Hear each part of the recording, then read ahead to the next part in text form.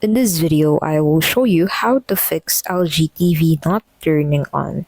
So there are a few ways to resolve this issue. So the first thing you can do is to check the standby light. In the power standby mode, the power standby lamp at the bottom of the TV lights up. If the power standby lamp is off, check the power cord.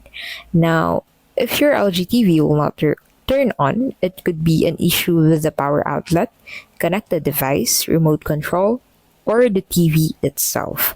So once we scroll down into this page, we'll be able to find the other ways for you to resolve your problem. If your LG TV is not turning on and your power standby light is off, what you can do is to check the power cord at the rear of the TV and then disconnect and reconnect the power cord at the back of your TV with a little pressure. Other types of power cords are adapter power cord. So in addition to the power cord connection on the back of the TV and the wall outlet, be sure to check each connection point of the adapter. If you're using an integrated power cord, check the outlet connection only. The cord on the back of the product does not come off. Now, the third thing you can do is to turn on the TV by pressing the power button on the TV base.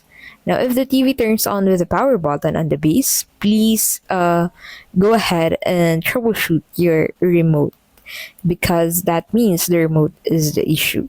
If the TV still doesn't power on, confirm that electricity is supplied to the outlet by plugging in and testing a small electronic device. Now, if the power standby light is on, what you can do to resolve the problem is to locate the power button on your TV and turn on the power. If the TV powers on after pressing the button, the batteries in your remote control may need to be replaced. And that's basically how you can fix LG TV not turning on. If this video was helpful, please don't forget to give this video a like and subscribe to the channel to keep updated with our latest videos. Also, don't forget to check out the links in the description for bonuses and resources we share with our viewers. Thank you so much for watching, and we'll see you in the next video.